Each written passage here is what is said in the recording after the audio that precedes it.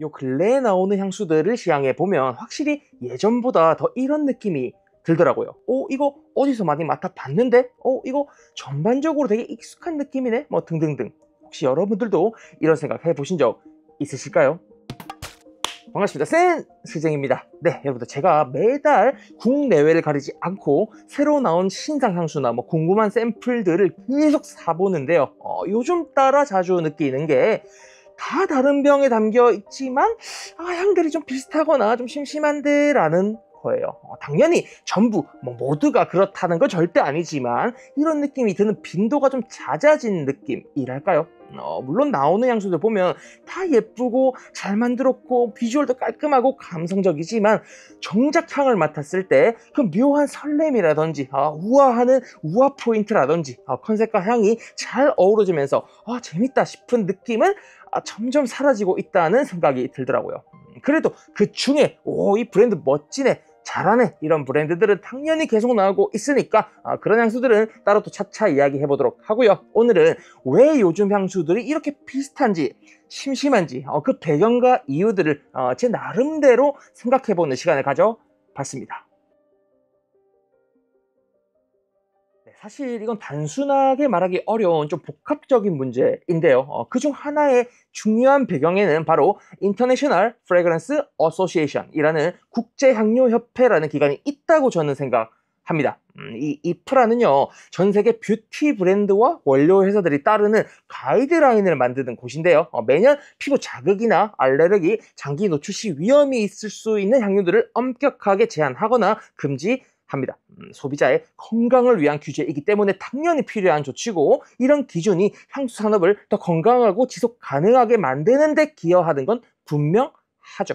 그런데 향수를 좀 좋아하는 이 향수 덕후의 입장에서 보면요, 아쉬움이 드는 것도 사실입니다. 왜냐면 이 향수는 꽃향기 밸런스가 정말 좋네, 이 향수는 숲의 그림자 같은 잔향이 너무 좋네 등등의 인상을 만들어냈던 핵심 향료들이 계속해서 사용 제한 리스트에 오르고 있거든요. 예를 들면 오크모스, 이건 나무에서 자라는 이끼인데요, 쌉싸름하고 축축한 깊은 초록의 무게감을 가진 향료로 겔랑, 샤넬, 디올 같은 클래식 향수에서 굉장히 자주 쓰였던 재료예요. 하지만 지금은 이프라 규제로 사실상 거의 쓸 수가 없습니다. 0.1%, 그 정말 미각만 허용되기 때문에 사실상 예전 향수들에서 그 기억하는 그 짙은 잔향은 이제 거의 느껴지지 않죠. 또 다른 대표적인 향료로는 향수계의 치트키로 불리던 릴리알, 라이랄 등등과 같은 합성 플로럴 향료들이 있어요. 이들도 현재는 금지되거나 강하게 제한되고 있죠.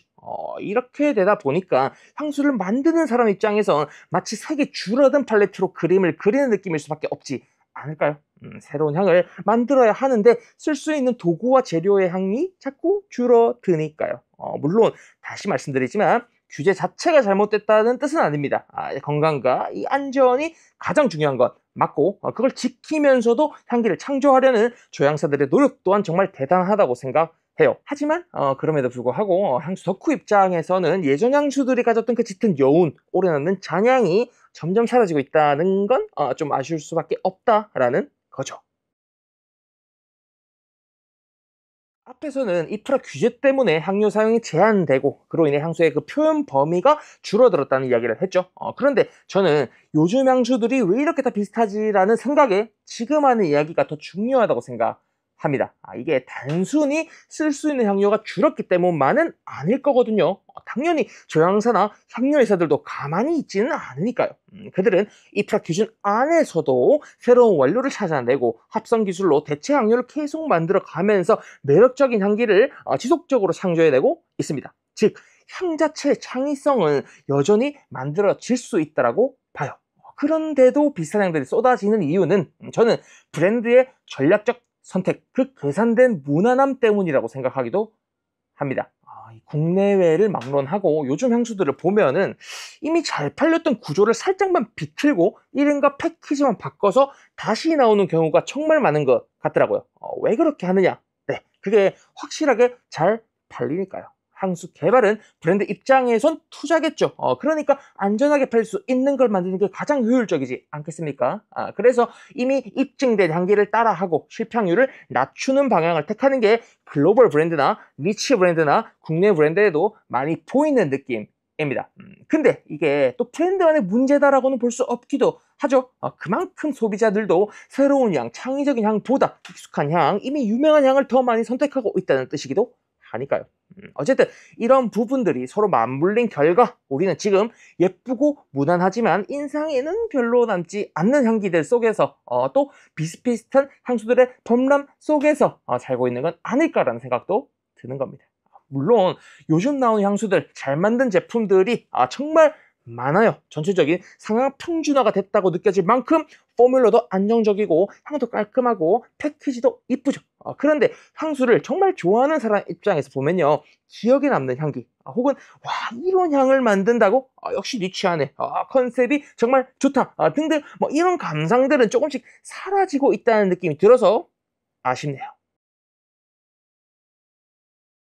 네, 앞에서 이야기했던 것처럼 요즘 향수들이 전반적으로 비슷해지고 무난해지고 있다는 흐름에는 또 하나의 중요한 요인이 있다고 생각합니다. 바로 자본의 움직임입니다. 그 중에서도 특히 니치 브랜드들의 대중화와 상업화가 지난 몇 년 사이 아주 뚜렷하게 나타나고 있어요. 불과 몇 년 전까지만 해도 니치 브랜드들은 다르게 느껴졌었거든요. 브랜드 하나하나가 각자의 그 언어와 철학을 가지고 있었고 이걸 내가 정말 뿌릴 수 있을까 싶을 정도로 도전적인 향들도 많았죠. 매출보다 창작의 즐거움, 시장성보다 아이덴티티 이런 것들을 추구하던 브랜드들이 확실히 존재했어요. 그런데 지금은 많이 달라졌습니다. 이런 니치 브랜드들이 속속 대기업 산하로 편입되거나 외부 투자를 받으면서 브랜드의 결이 달라지고 있는 걸 분명히 체감하게 되더라고요. 어쨌든 이렇게 자본이 개입되는 순간부터 브랜드는 생존을 위해 실적과 효율성, 대중성을 우선시할 수밖에 없는 구조가 되니까 흥미로운 향기, 새로운 도전, 조향의 창의성 등등이 살짝 퇴색되는 브랜드들이 있지 않나 싶기도 하네요. 네, 그리고 마지막으로 요즘 향수들이 서로 비슷하게 느껴지는 데에는 향수 브랜드의 전략이나 방향성 외에도 아주 구조적인 이유가 하나 더 있다고 생각합니다. 그건 바로 다양해 보이는 향수들이 사실은 같은 재료로 만들어지고 있는 거죠. 지금 전 세계 향수 시장의 대부분은요, 지보다, 퍼메니시, IFF, 심라이즈 같은 소수의 글로벌 향료 회사들이 공급망을 장악하고 있어요. 이 회사들이 개발하고 유통하는 향료는 자연스레 전 세계 수많은 브랜드의 기본 재료가 되다 보니까 브랜드는 달라도 그 향기의 재료와 출발점은 거의 비슷한 경우가 많더라고요. 심지어 이 내외사는 매년 새롭게 개발하는 합성 향료나 노트들을 글로벌 브랜드에 동시에 공급하기 때문에 어떤 브랜드에서 먼저 쓰느냐의 차이만 있을 뿐 결국 비슷한 향이 여기저기서 반복되는 구조가 자연스럽게 생겨 버리더라고요. 물론 향료 자체가 같다고 해서 향수가 똑같은 건 절대 아니죠. 어떤 조합을 선택하고 어떤 비율로 쓰고 어떤 무드로 풀어내느냐에 따라 그 향은 전혀 다른 느낌으로 완성되기도 하니까요. 그래서 요즘 향수를 시향하다 보면 향 그 자체보다도 그 안에서 얼마나 새로운 감정이나 장면이 떠오르는지를 더 주의 깊게 보게 됩니다. 비슷한 향료를 쓰더라도 어떤 브랜드는 그걸 통해 아주 낯선 무드를 만들어내고 또 어떤 브랜드는 의외의 잔향으로 기억에 오래 남는 경험을 주기도 하니까요. 같은 재료 안에서도 어떤 이야기를 담아내느냐, 어떤 감각을 건드리느냐에 따라 그 향의 밀도와 깊이는 전혀 달라질 수 있다는 걸 요즘 더 자주 느끼게 되는 것 같습니다.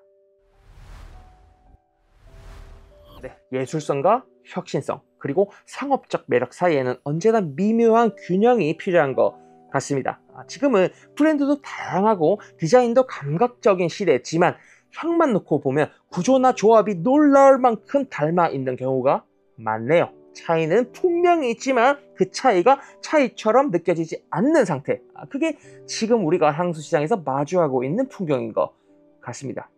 그래서일까요? 요즘에 시향하면서 정말 새롭다, 진짜 다른데 싶은 향수를 만나면 그 순간이 더 또렷하게 기억에 남게 되네요. 특히 아까 말씀드렸지만 저는 매달 국내외 새로운 향수들 그리고 브랜드들의 샘플과 향수들을 사보는 편인데 오늘 영상을 찍다 보니까 기억에 또렷하게 잘 남은 향수들, 몇 가지 재밌는 브랜드들, 컨셉 관계가 참 좋았던 흥미로운 브랜드들이 생각나는데 곧 이어 이야기해봐도 좋을 것 같다는 생각이 드네요. 차차 준비해 보겠습니다. 네, 오늘 준비한 센생이 향수 토크 여기까지고요. 영상 끝까지 봐주셔서 감사드립니다. 이상 센생이었습니다. 향기로운 하루 보내세요.